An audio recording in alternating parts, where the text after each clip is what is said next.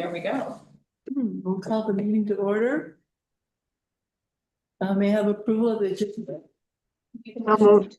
Second. All in favor, say aye. Hi. Aye. Opposed? Motion carries. We have meeting minutes of the May 8th meeting. Are there any changes or corrections? Some changes. May I have a motion to approve? Make a motion to approve. I'll second. All in favor, say aye. Aye. Do we have any public comments? There are no public comments. Move on to old business. Policy, board policy 02, appointment and duties of officers. Yes, so what we have here, there's actually two versions of the next two policies, based on feedback from prior committee meetings. So if we're starting with version 1, for VODO2, which has to do with the appointment and duties of board officers. Both of them have, instead of an election element that exists in the current policy, it has to do with the appointment process. So the version number 1 will end up, see what page I'm on here. I'm looking at page 5. Sorry, that number's there, page 18 of the PDF. The version number 1 utilizes seniority as a rotation method. And then the version 2 utilizes zones as the rotation. And so with this, based on the prior feedback, in this particular case, we would maintain a list of the seniority and the positions would rotate, similar to what we talked about before, where vice president rotated into president, secretary, and vice president, treasurer to secretary. That list would be based on the seniority, and if someone opted not to take the position, that would then rotate to the bottom of the list. Yeah. And I apologize for mixing up a few versions, but I just wanted to make sure that's where we're going, because if we have a preference on one, we could focus on that.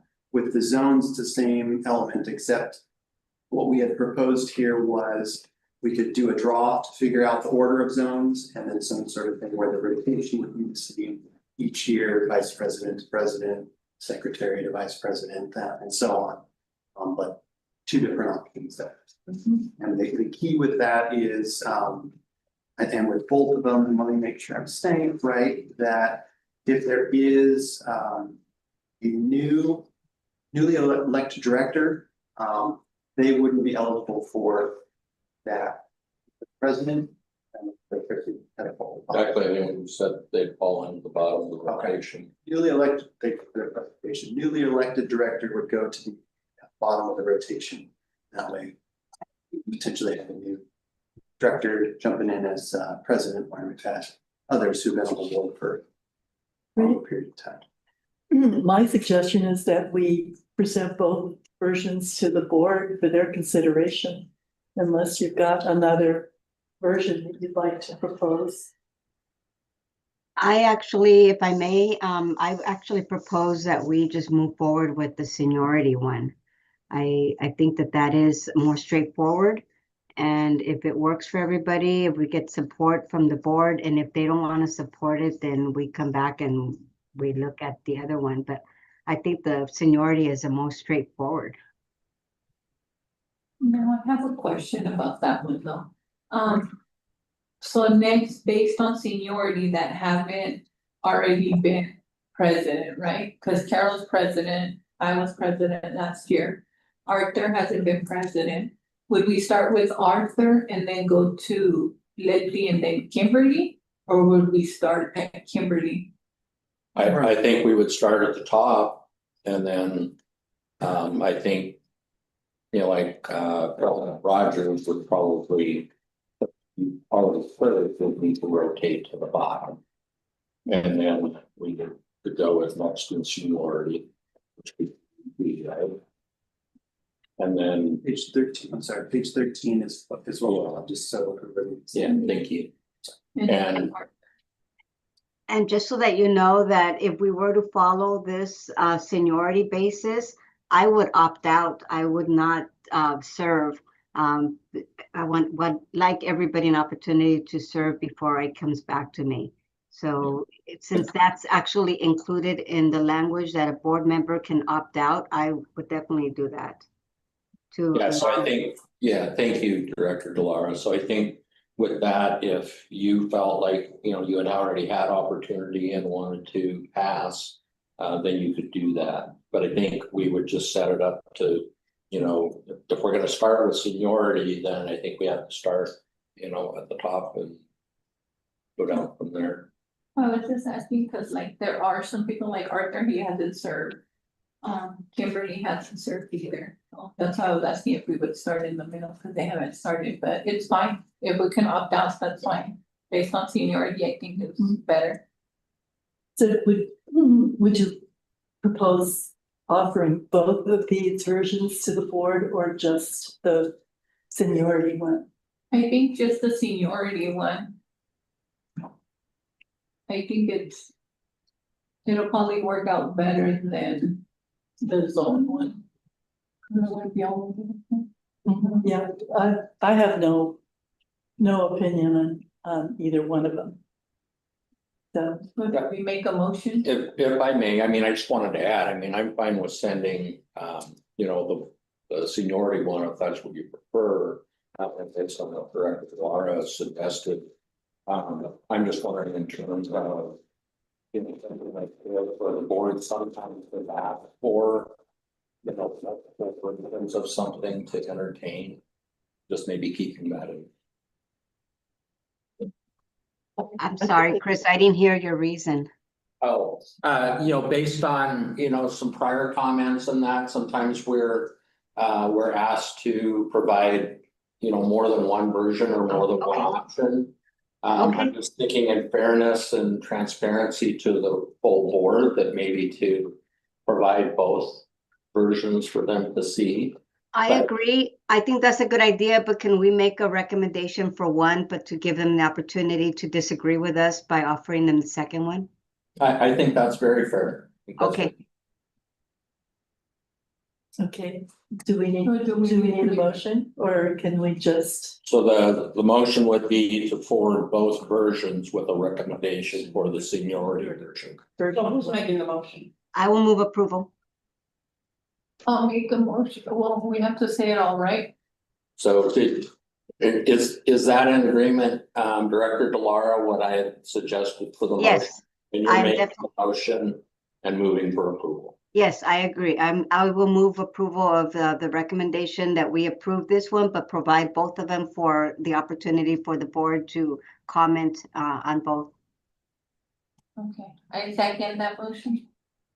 All right, all in favor, say aye. We should probably do a roll call vote. Okay, So Chair Rogers, no, Director Carrasquillo, Yes, Director Delara. Yes, okay, on to board policy number 3. Appointment and duties for committees. Revisions with 2 proposed versions. And I am starting on. Done the wrong one, my apologies. So just as we had with the prior, we do have 2 different versions of the policy presented here. What we have, version number 1, takes what we have presented previously, which documents the potential for F&A volunteers. And in this particular one, for the grant reviewers, this proposes the paid version of the grant reviewers. The second version includes volunteer members for both of those elements. One of the items I did want to note in terms of the difference between the two, for the version 1 that reflects the paid, because that was something that had been acquired. We had reached out to RGS, our HR consultant, after the last meeting to kind of get some more feedback on there. The element with having it be a paid reader is it kind of takes away that volunteer element. Because they would be an employee essentially and would then report to the CEO. So in that particular case, they're almost just like additional employees where we already have, you know, a team of people who review it in that fashion. Where if they were, say, volunteers, then that could just be where they're providing their feedback on there, but they wouldn't be reporting to the CEO. And I think originally when they said for this, wanting these positions, it was so that there was an objective outside, I mean, objective opinion outside of the grant team, right? That was why they started asking for this. That was my understanding. I mean, when we had done the previous one, and please feel free to jump in whenever. When we had done the previous one, we had shared the staff perspective on the volunteers, just because it does add a different element in terms of the review. And you know, one of the things that was coming up today, just especially on the program side, is we had an hour-long meeting with one of the grantees that was going over items, and if you know, coordinating those kind of schedules, if we have additional volunteers, that could potentially delay in some instances being able to review. And as we're moving forward with the strategic plan, as we're moving forward with the anticipated $100 million in 2027, our applications are likely going to increase things. Just a little feedback in terms of something that came up today. But And how do you guys feel? Do you feel like you guys need that additional help? I'm sorry, I didn't hear, what did you say? I'm asking if they feel that they need that additional help. Meaning staff. If you guys feel that it would be something that would benefit you guys having that additional help, or will it make your job harder? Well, my opinion and belief is that I think we've done a great job with our hired staff that are, you know, experienced, many years of experience in some cases with our chief program officer and other employees. And so they're already paid staff that are, you know, going through a very significant due diligence process. You know, and Donna can jump in as well, but I think that if we were to do subject matter experts like we already have in our communication or our outreach policy, that kind of makes sense. Versus having people that may or may not really understand what we're doing with our grant making process. However, you know, it's up to the board, however, you know, you're wanting to do it. I would, and I know it was suggested by Director Delara to do the paid version of the grant readers. I don't see that adds, a whole great deal of benefit to our organization and what we do. But Donna, do you have additional thoughts based on the question provided? I just think that going to Eric's example today, we have a grants team. So it's not just one person that is making this decision or asking, you know, all the questions. We have 5 people at least on the grants team. We've got financial, we've got community engagement opportunity, you know, knowledge. Between the 5 of us, actually 6, include Gracie and Megan and Erica, we cover the bases pretty well. And you know, like today, the one we had today, I mean, there was a lot of red flags, a lot of concerns. We talked with them, and they were starting to understand why we're asking these questions, and because we're doing our due diligence for public taxpayers' funds. So to have somebody being paid $25 an hour to also read an application that maybe they don't even maybe know the history or any of the other nuances that go into it. And my other question was, and if you're going to pay somebody $25 an hour, do you cap it not to exceed? Somebody takes them 20 hours to read an application, here's a $500 check they get. I mean, where do you draw the line on how much they're There are lots of. Right, and I always like, our data, we use subject matter experts, for example. Intercare, I mean, we've done our due diligence, but to take out the biasness, if there's any biasness, or, I mean, we've hired Jermaine. And Jermaine is walking us all through this, bringing an awareness of expertise, not to the staff, but also to the board, to make a fair decision on whether or not they want to approve the grant or not, so. I don't know, how do you want to say something too? Yeah, I think all the logistics of trying to coordinate, I don't know how many readers were, asking to bring on board, but I think logistically, I think. Trying to coordinate all that and do a lot of the onboarding, which I would imagine would fall on Donna's plate as well, that's time away from, the hard work that we'll be doing, so. I think we could say that do they bring value, I'd say. Minimal, because I think who are these experts, who are these individuals? Are they currently involved in public health, community health? They know the community, or are they retirees that have extra time? So I think I think the value will be minimal at best.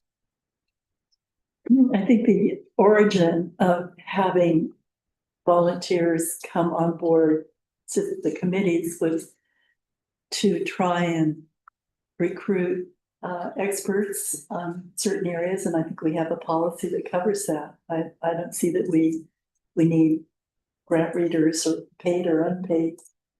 I think we're fine. I mean, for me, I think we're okay. I haven't seen there be any major problem on the grants and stuff, I think that in a way it would be adding more stress and more work to We also- to the team that already does it, because they're still gonna have to explain, it to another person, then they're gonna have to stop what they're doing to make sure that that person is on track.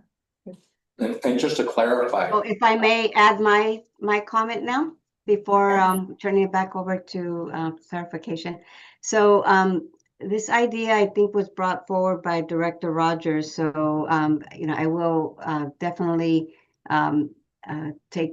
consider your input on whether you still think this is necessary. The reason why I thought that it was a good idea was because we are a public entity, that we want to be transparent in how we do decision making. And I have participated in several grant making opportunities, national and county, where I have come in as maybe not an expert in mental health or an expert in medical field, but I have participated in giving my input, and that has been taken into account.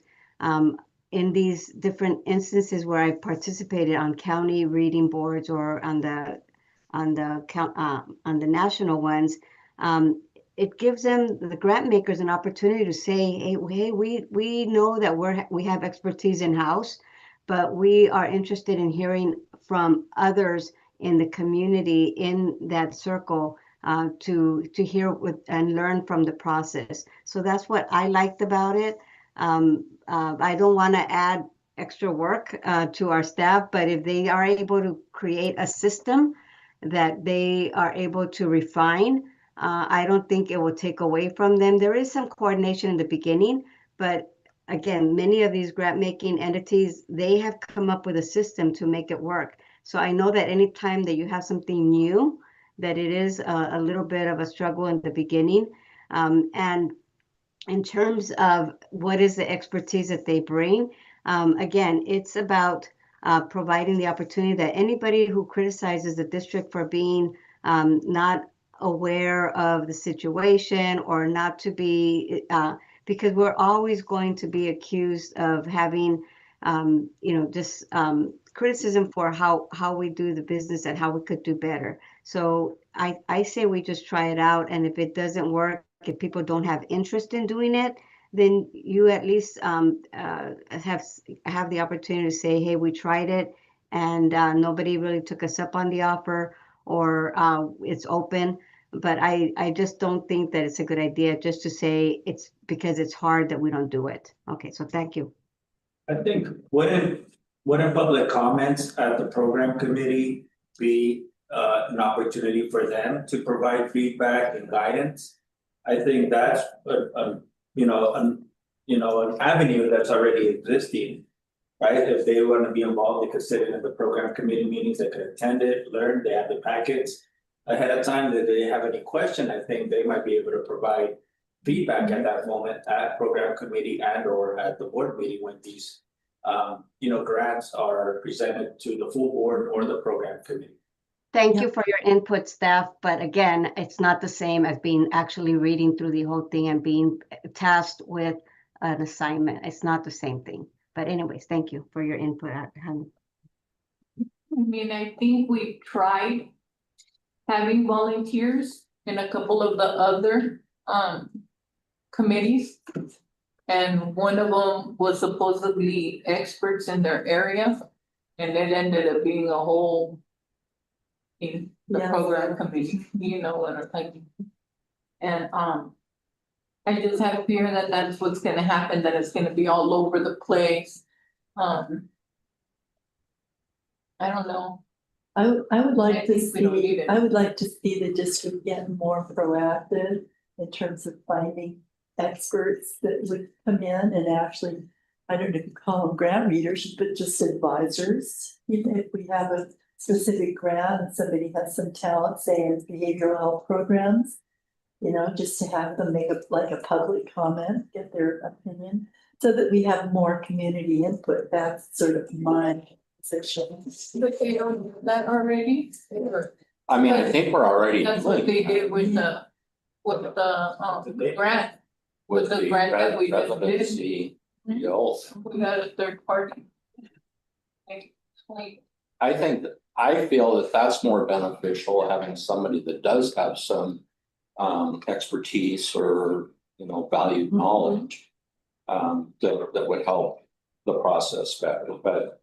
I am kind of curious about Director Delara, your part about refining our process. Is there something that is not right that requires having these people? I mean, it was mentioned about refining and I'm not gonna paraphrase, but I just sort of got kind of the opinion that our process isn't working and that having these other outside people, community people would enhance it or refine it. I mean, to what extent? What would we I expect?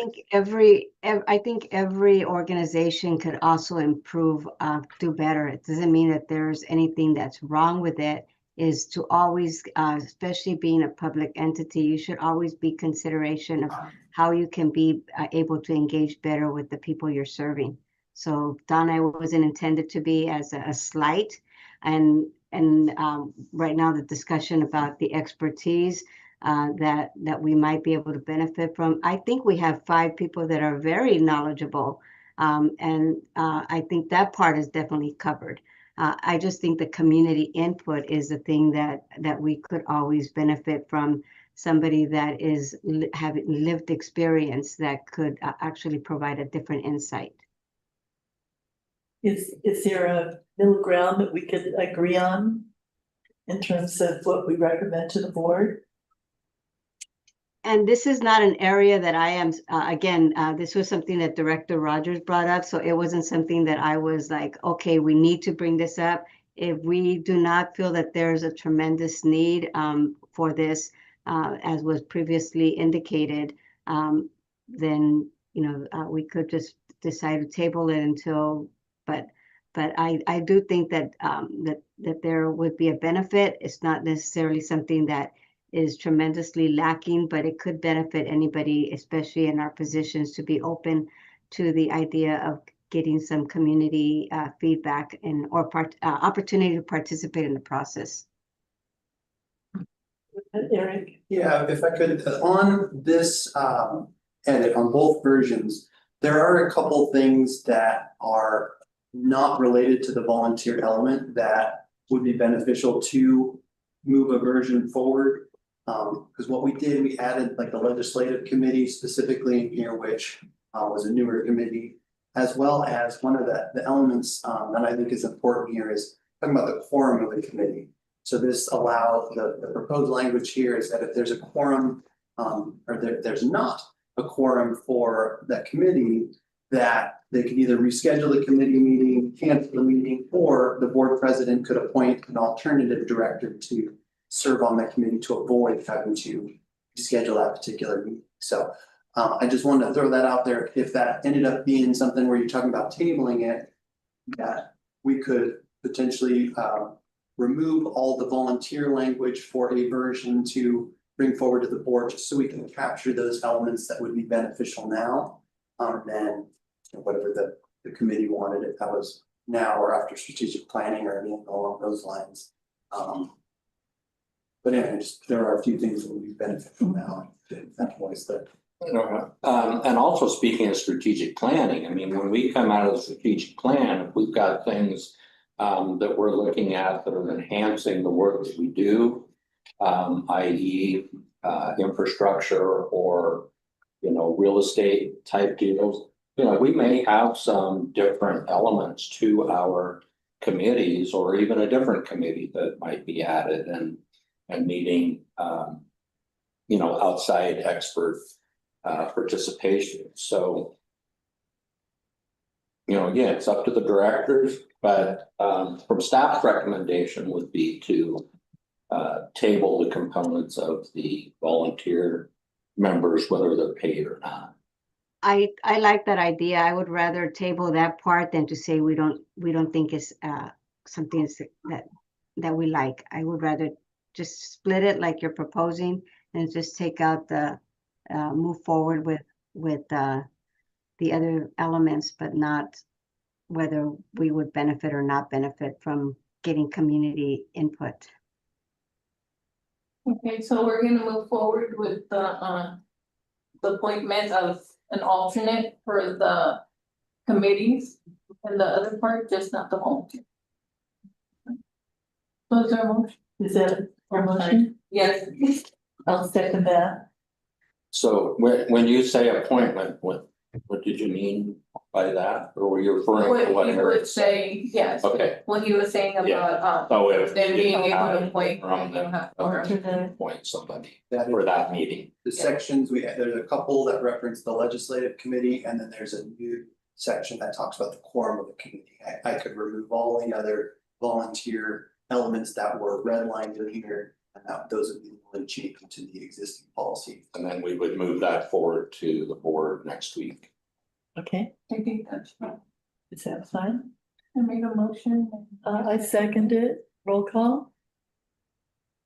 So Chair Rogers, Yes. Director Perezio, Yes. and Director Delara. Yes, Okay, policy number 10, bidding regulations, revisions on page 78 through 113. We. Currently on number 6, filling a vacancy on the board. Uh, number 3. okay, Number 3. all right, I'll go Yeah, back to the just do- beginning. Shoot, We just did that one, just policy 3. Oh, she's talking about number 3. Number 3. Policy. OP 10. 10. Yeah, the way that they're listed out is there's ones that have revisions up at the top part, and then in new business, there's several policies there that were just reviews. Since we're on the 2-year rotation. Yeah, I might need to go to the main. It was following the, where, I- yeah, where are we now? We're on, I guess we follow the agenda. Page whatever the agenda 78, on the agenda. OP Okay. 10. right, OP Sorry. 10, all right. That was another list, Okay. Yes. it was different. With this, the red line version, it was just really some more formatting. There wasn't double checking that. Seen this, but I don't believe I had put any other changes on there. They were just general formatting, couple formatting. Yeah, there's no changes to the policy, Correct. just some touch up. Okay, comments? I don't have a comment. You have a comment, maybe? No, I'm good. Thank you. Okay, do we need to make a motion for these changes? Yes. Motion, I'll entertain a motion. I'll move approval. I'll second. Roll call? Chair Rogers. Yes, Director Perezkiel Yes. and Director Delara. Yes, okay. Policy number 12, cost of living adjustment revisions, page 114. Staff comment? Yes, so we are bringing back, this is the same version that we had proposed previously, which we had at a couple different committee meetings. Because at that point it was, there was a lengthy discussion and was just requested a table and bring back at a later point. So we're bringing this back here. It's the same language, but to just note on this particular one, the intent of the policy is to just establish that the cost of living adjustment could be made and gives proposed elements. So there was different talks at the time on whether we would establish when that goes to the board and when it's not. The way that this one stands is just if a cost of living adjustment was to be proposed, that would be done during the annual budgeting process. And that basically we would use the consumer price index as of December 31st as the basis to determine whether a potential COLA would be brought in that. The element I would note on this as well is whether the budget proposed a cost of living adjustment or not. It would always be available for the board to either add one on if it wasn't included or not included if it was proposed. But the language that's here follows, there's a couple cities we were looking at, the county, it follows very similar language as they have in there that just said, if the cost of living was to go up, then a cost of living adjustment could be proposed. And I believe too, it was presented to the board for discussion as well, and if I recall correctly, Director Delara was looking more for in that second full paragraph. Where it says cost of living adjustment makes up for inflation when the cost of living goes up by a certain percentage. I believe the issue was, correct me if I'm wrong, Director Delara, you were looking for a specific percentage to be added there. And there was consensus coming from the board on that. right. And the only thing is that even I wanted a triggering point that when it actually would be applicable to consider it, whether it was the word certain percentage or whether there was something else that was explaining it, but that didn't get enough support. So this is where we ended up leaving things. So Did you have any suggestions for changes? I am listening again to staff's explanation right now, Eric's explanation. I think it's a very good explanation, and I don't think we're going to improve on that. So I think the vagueness is intentional, and I'm okay with that. So I don't have any other changes to make. You're okay? May I have a motion to approve? Make a motion to approve. I'll second it. Roll call? Chair Rogers, Yes. Director Perezkiel, Yes. Director Delara. Yes.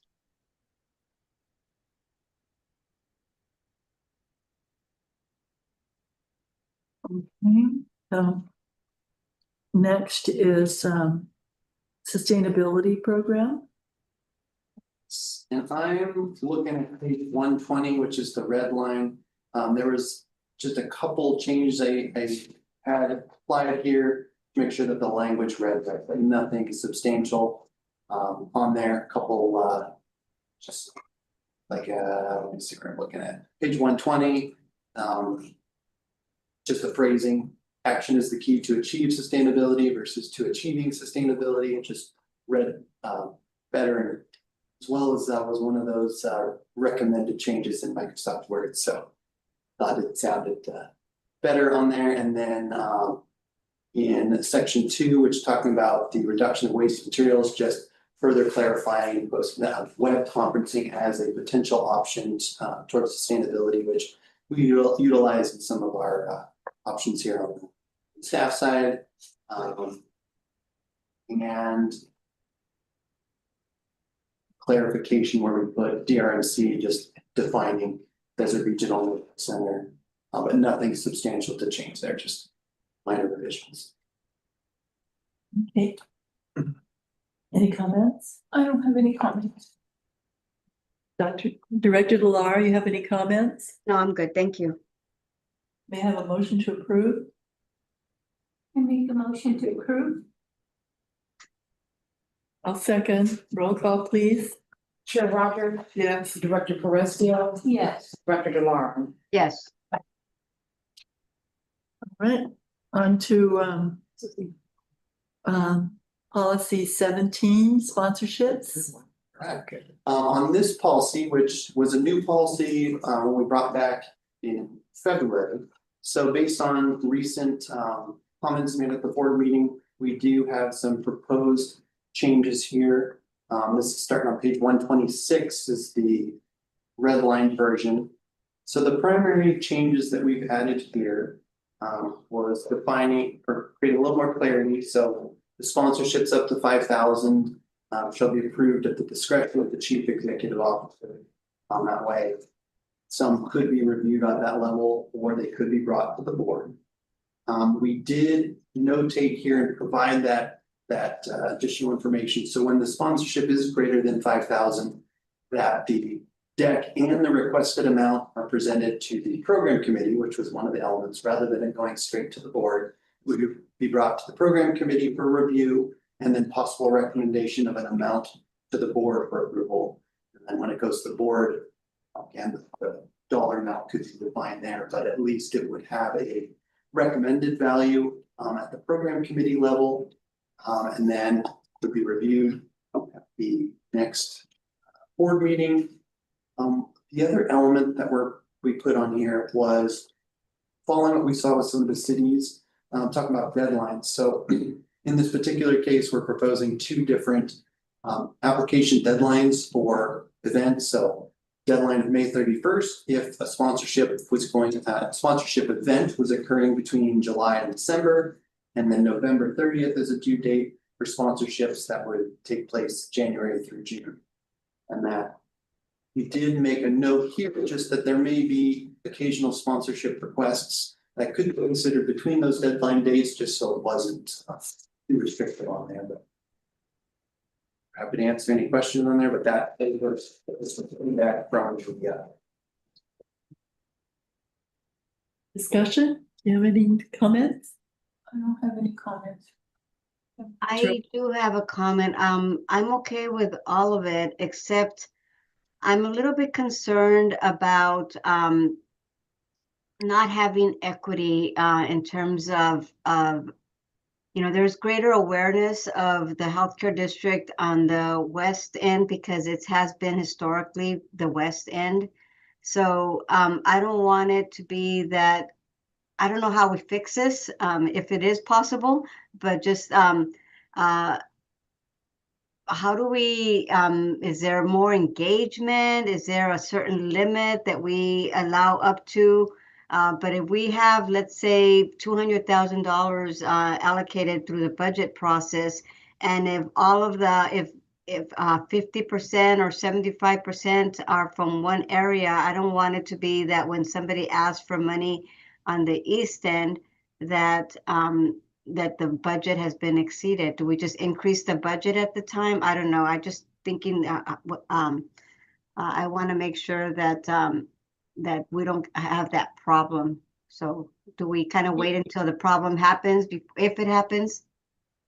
I think we haven't had a problem like that because right now it's been equally divided between the whole, well, not exactly equally divided, right? Because there's been a lot of focus on the east end right now too, also with COVID and stuff. So I think that it's based on what is needed at the time, what area needs the assistance at the time.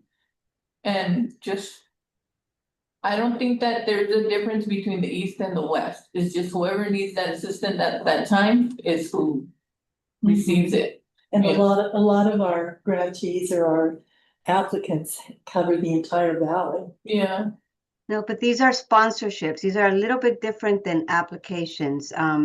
I think sponsorships is a lot on people that know about the healthcare district and that that's a possible resource now, and it hasn't been a problem because we've never really had these guidelines that we're not gonna adopt. So it will just come as you, you know, and anybody come in, and that's why we feel the need to have guidelines. But that is just a concern that I have, and maybe it won't come, I think it will come to happen because as more entities start hearing about the sponsorship being something that we are having that opportunity provided, that there will be more that are going to come through. And if you look at the history of what we've funded, you'll see that there is higher applications for sponsorships on the west end. So so that's just my concern. In addressing your concern, Director DeLaura, I think if we're, you know, as we're continually enhancing our policy here, and, you know, we've increased our budget, what is it, 250 or 200? Anyway, whatever it is, to your point earlier, the board can increase that at any time that they want. Okay. I think that if we have a good defined policy, then we can promote that to the public as well. Okay. And if we're wanting to encourage, you know, organizations to apply for sponsorships, because we have not, we really haven't excluded anybody from sponsorships. I mean, there's been the question that I've had at times with some that have applied, say for like the food festivals, and whether there's a nexus there to our vision and mission and such. But you know, the board can then approve any grants, and I don't see that we should restrict west versus east. I think it should be open to all, and being able to communicate our sponsorship program. But we want to also, if this is approved with the deadline, application deadline, I think we want to be able to promote that to the public so that, because it's going to be an educational process too, that, you know, anybody applying for sponsorships now needs to meet those deadlines. And I think we can promote that if that's what the board would like us to do. And isn't there a cap in the budget that says to not exceed 25,000? 25,000, yeah. They could have more than one sponsorship, but not to exceed 25,000 in a given year. Is that correct? Yeah, per organization. So even if we had 200, that would be 8. If 25,000 was the max for each one, that would be 8 that we would be. Yeah, but I think, you know, the board will be considering, you know, whatever amount to give. And honestly, we haven't given very many at that 25,000 level. So doesn't mean that we won't get requests for it, but going through the program committee will allow, you know, three of the directors then to, you know, kind of vet that application, and, you know, they can set a requested amount to submit to the board, whether it's 5,000, 10,000, whatever it might be. Here's a thought. What if you took the total amount that you're allocating sponsorships and divided equally among the 7 zones? And that way, whatever organizations within those zones, there's the equity thing, because everybody's zone would then get a chance to. But I don't know if it would. I mean, it sounds like a good idea because it would be the easiest way, right, to divide it. But needs wise, you know, would it be? But needs, Right. I mean, we've got Yeah, sponsorships to me aren't needs. Yeah. Those are fundraising things for galas and events and health runs and Well, I other don't even food think we should festivals. be That's not really a need. It's more. helping with galas anyway, but that's just my opinion. I mean, I think it should be specifically more community events that we should help with, you know, because we are representing the community and their needs, right, their health needs and stuff, and if we start going to the other places, it gets all over the place. yeah. I think it'd be too difficult to manage. Yeah, I like the way this stands. And if we need to increase the budget, then We we'll can bring it up as an Yeah. action item on the agenda when we get the proposal. Right. Yeah, because I think for now, you know, setting a budget amount of 250,000, I mean, that's more than we've ever done. Set a budget for sponsorships, so I think it allows us the opportunity to. Work with that, and then like we said, we can increase the budget per board direction at any time, so. Do we do sponsorships like for, like Read With Me or stuff like that to help the kids with education wise? Do we do any sponsorships for any of those? Never had them apply. Yeah, so I think with, you know, if we're going to do this kind of a sponsorship program, it's probably gonna be something that we need to, you know, do public awareness with and promote. If that's what the board would like to do. And that might encourage other organizations from, you know, any parts of the valley. I think it's gonna encourage a lot of organizations to apply for grant or for sponsorships. I think that right now we're not gonna get a lot of like a lot of people that are gonna come to the meetings or come to the things because of the situation that we're living right now. You know, a lot of Yeah. people are afraid to go out, a lot of people are afraid to do things. So I think right now we're not gonna have that, but it's not like, the effort hasn't been done. You know, there's been focus groups, there's been health fairs, there's been, you know, meetings. So, the effort has been done, it's just, I don't know why we're not reaching the people that we need to reach, you know, because there's a lot of effort that's been done. And one area that we didn't address in the existing policy is 3.3. And that's where, you know, when I've been looking at presenting sponsorships to the board for consideration, is I've been trying to look at how the event or the sponsor, the organization would provide benefit to the community to demonstrate alignment with the mission and vision of the district by detailing how the sponsorship funding will be used, et cetera.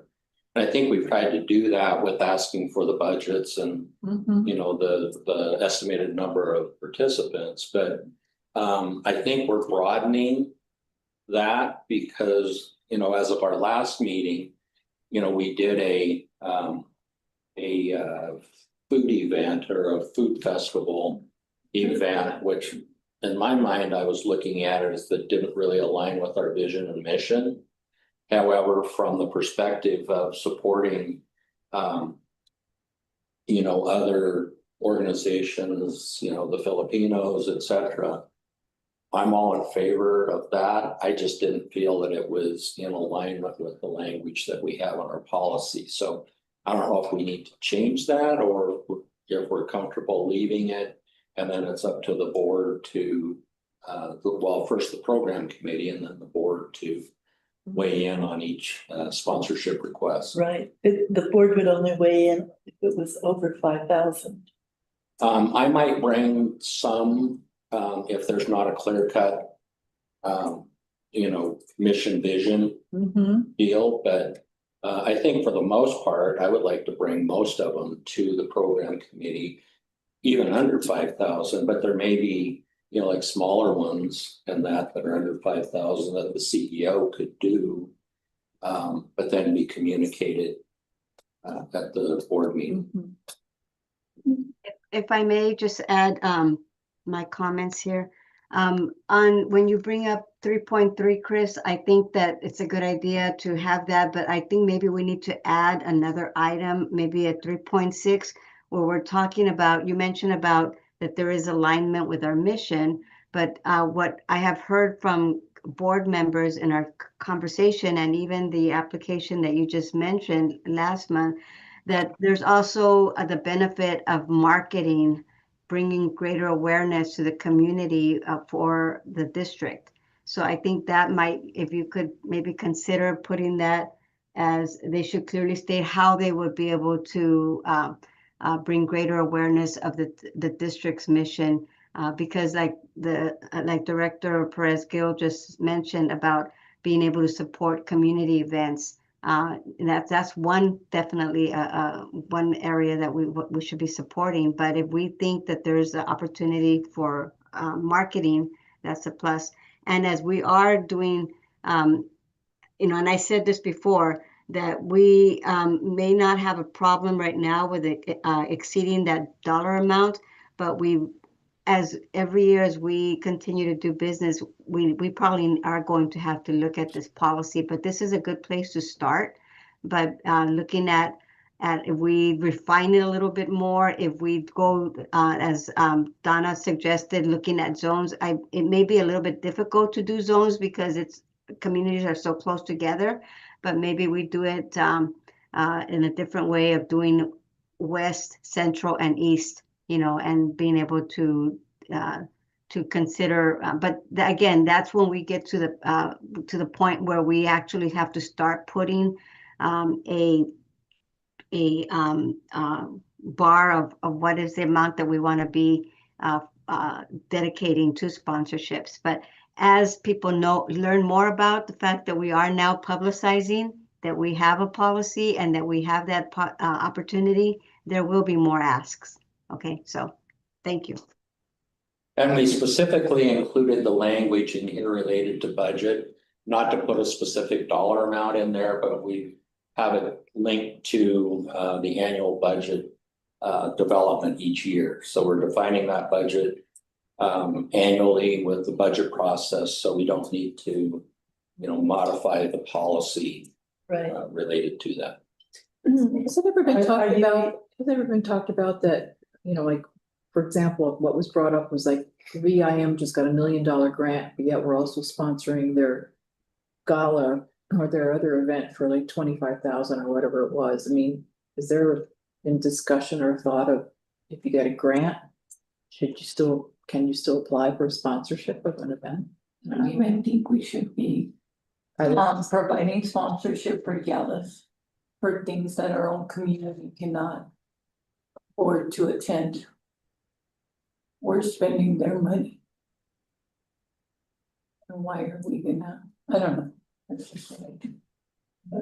Mhm. Sorry.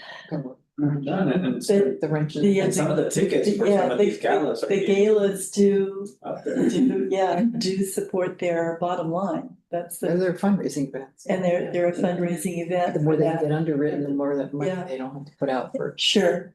But And I then, think there should be something like that where if you're getting a grant from the Desert Healthcare District. No sponsorship, because you're taking away from other people that can use it, like them, they already have a 1 million grant. They still want 25,000 more, that's like. yeah, well, except the $1 million grant is going for programs that support the community. And then And the a 25,000, sponsorship it supports the community. both support the community, or does the So that particular sponsorship one was for support? like general operating support, supporting the Palm Springs. So it's a different one. So we need to bring it. Because they're always going to upcharge on the ticket price. Their cost within that ticket is whatever, 10% or 20%, the rest of it is, intended to support their administrative costs or their work that they're doing. Well, that's what they get you Right. too. Now, Letty Exactly. had Direct. It had asked that we add in another bullet regarding awareness of the mission of the district as part of this policy. Yeah, I think that's appropriate to add if the committee Yeah. is supportive of Yeah, are that. you okay I'm with okay with that. All right. Are there go ahead. Well, I was gonna say, with that, Director Villar, you had proposed a separate bullet. I might say I could add that to bullet 3.3. Because that way they're not conflicting, because 3.3 currently references that sponsorships requests shall state how the sponsorship of the event provides benefit to the community. To demonstrate alignment with the mission and vision. By noting how the sponsorship funding will be used or how it provides general support for the organization's purpose. And I can put a comma and put or provide general marketing for the district, and that way it's not conflicting. For I saying like it. a Okay, separate line, it may. Yeah. okay. Do you wanna get rid of that one parenthesis? Is, are there any other changes or additions to the policy that we're looking at? So should we make a motion to approve with that minor change to, forward it to the board? Sorry. I'll move approval. All second, Roll call, please. Chair Rogers, Yes, Director Tereska, yes. Director DeLauro. Yes. And okay, I do have to leave right now. I'm sorry, but you still have a quorum, so I apologize for having to leave it, but at least I'm not stopping the meeting, so am I okay. excused? Yes, could I get a one sentence idea on your opinion about having a volunteer auxiliary? One sentence, that's the next policy. Let me see my notes. I'm okay with it. Yeah, that's the only, yeah, everything, the rest of the remaining ones, I'm okay with it. I know that one's all new, the volunteer auxiliary. Yeah, if, I don't know how it would work. I think it's a good idea, but there's, but I Okay. support it. Thank you, Thank Letty. Bye. Bye. And that just happens to be the next agenda. The next agenda item. Yeah, and I think what we're looking at here, and I'm sorry, Erika, jump in on this one, is it's a discussion direction item, so looking for the direction from the committee. If you're supportive of directing staff to create a policy to bring back to the next committee meeting. So I have a So it question sounds on, like Letty was fine. on the, Sorry. I'm sorry, on the objectives, the volunteer auxiliary will aim to, and it says support fundraising and grant awareness efforts. So they're exempt from AB 2019. Yeah, Because it's going through the foundation. yeah, it'll be the foundation. It would be the foundation. This is gonna be under the foundation. Auxiliary.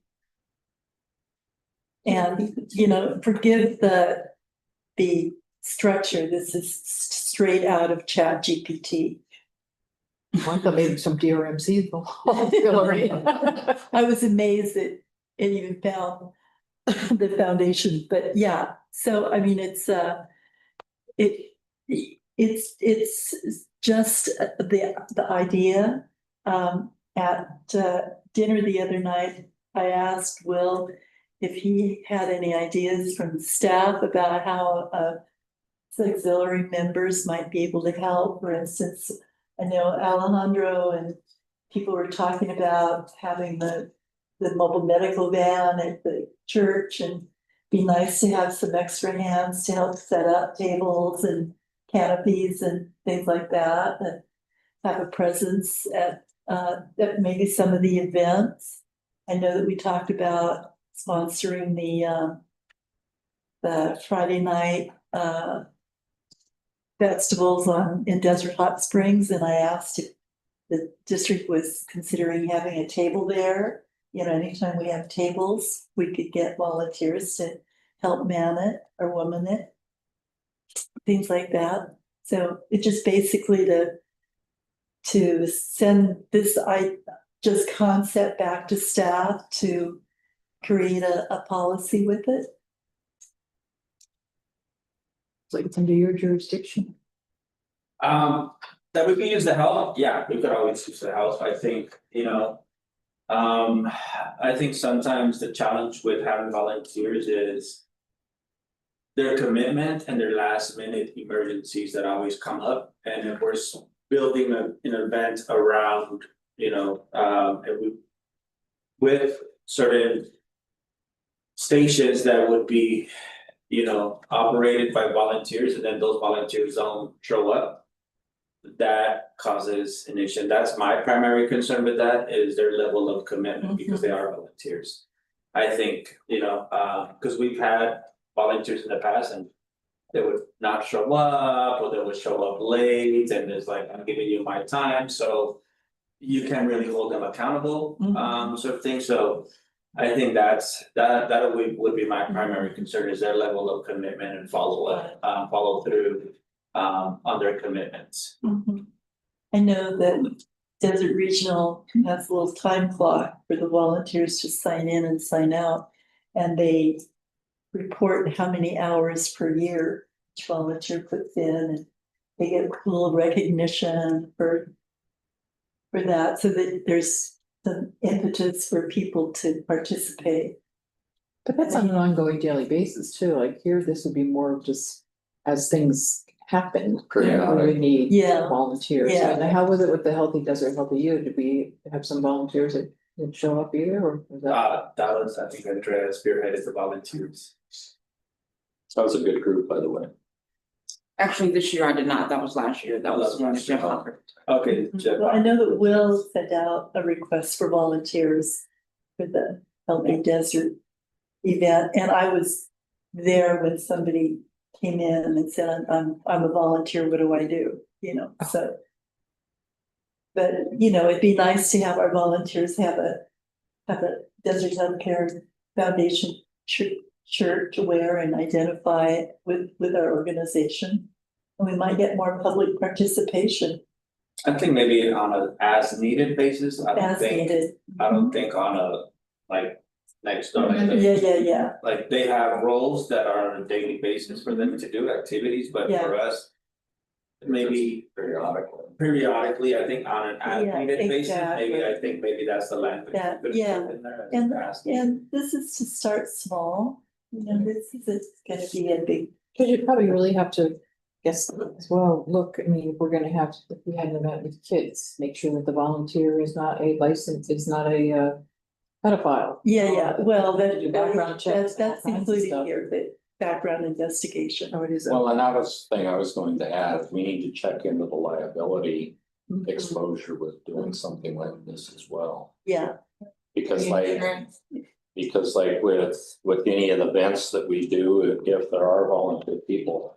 We have to get a certificate of liability insurance for each of those events, and so. Let's wanna check into that and make sure great, yeah, from insurance all right, standpoint. well, is it okay if we just pass it back, put it back Yeah, if you- in if your you- lap and If collectively, if you wanna give direction to staff then to pursue this do and this? present a draft of a new Right. policy. But do we have to wait for the next meeting then in 6 months? Well, See the policy? it'd be the next meeting. I don't know if it'd be 6 months, but I mean, we're supposed to be doing, we have it set up to do these quarterly. Quarterly, oh, okay, We did go a little longer on this one just because we had so many. so many other stuff on our agenda, which we still do.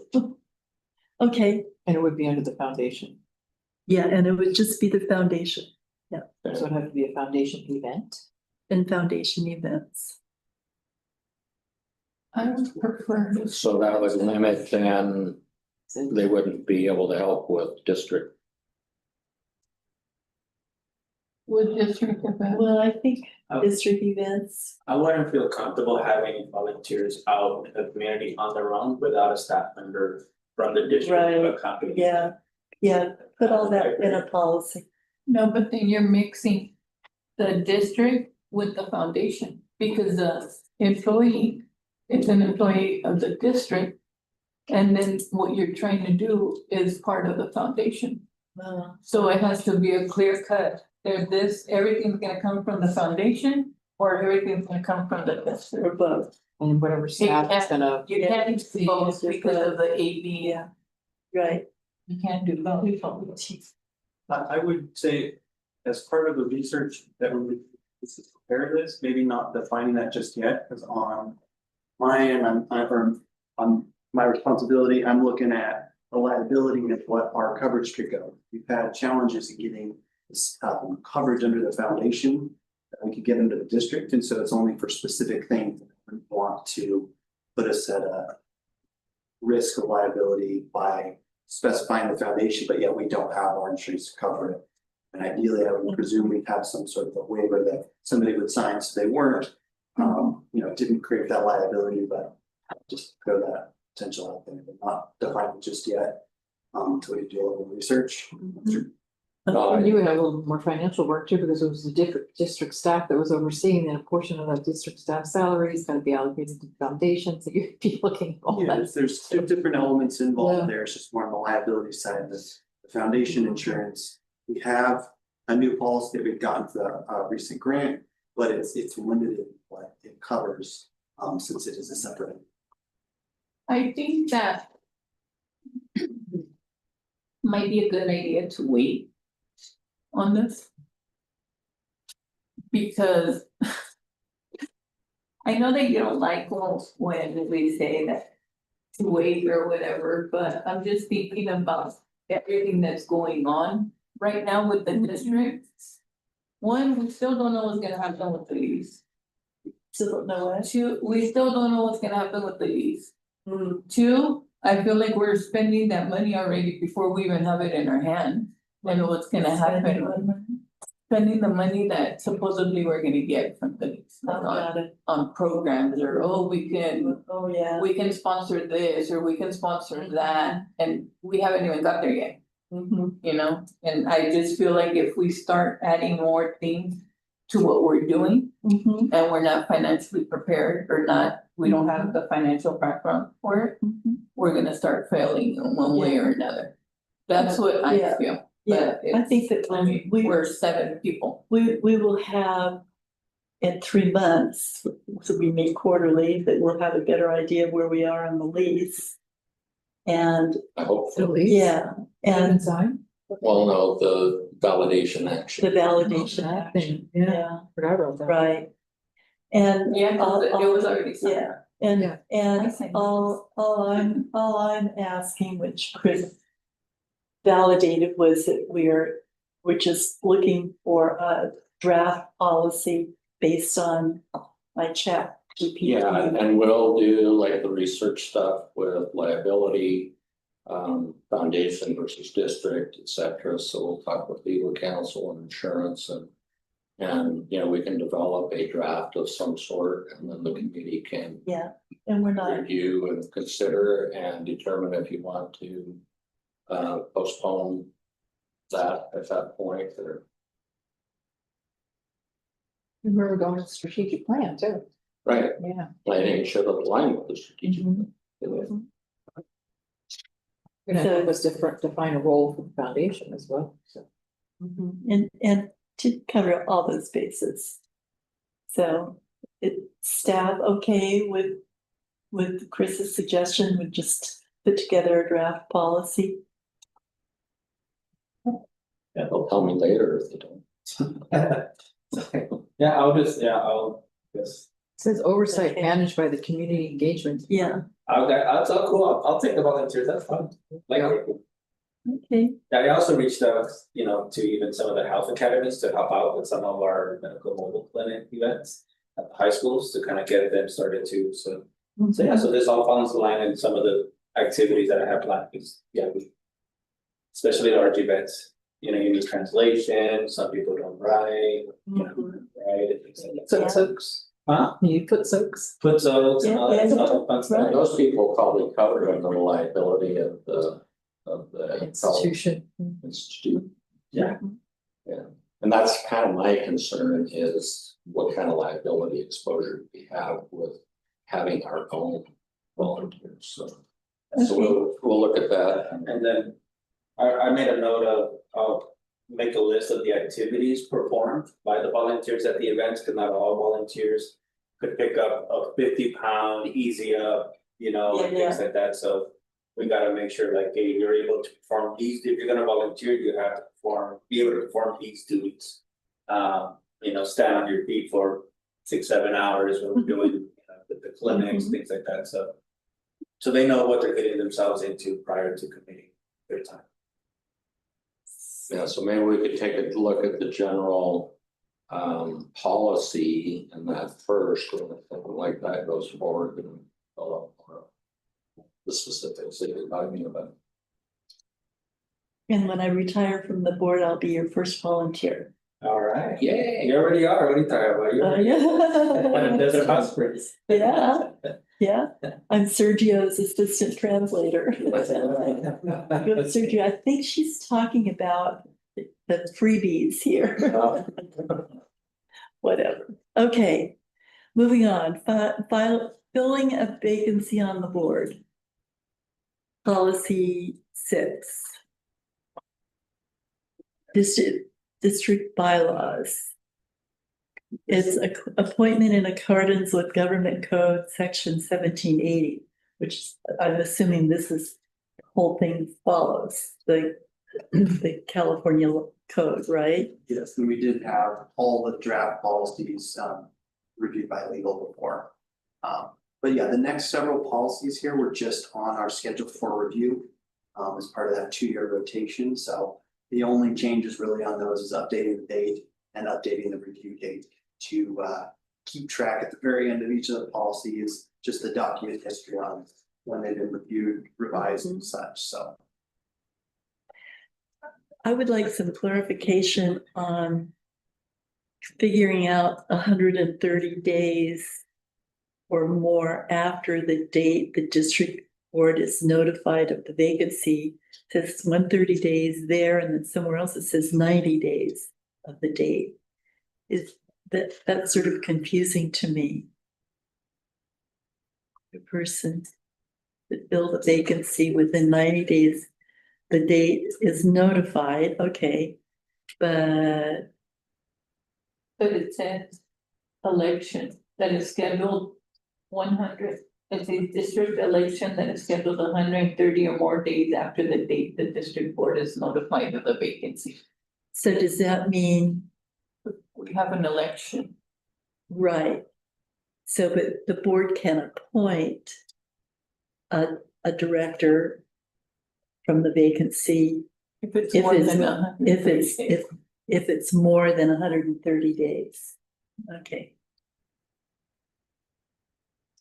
I think it's, if I'm understanding, I think it's the opposite. If there's more than 130 days before the next election, then that would provide enough time to theoretically take the actions to get that on the next election, where if it's less than that 130 days before the next election, then there would be the ability to appoint.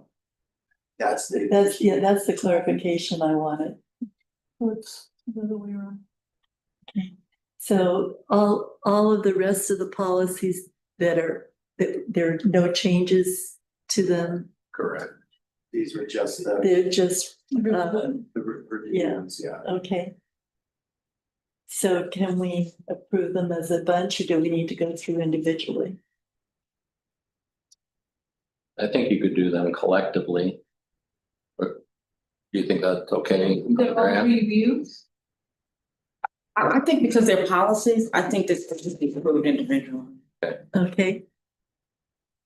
All right, Then you can move approval and do All the right. voting on each of them. I move that we approve policy 6, filling a vacancy on the board.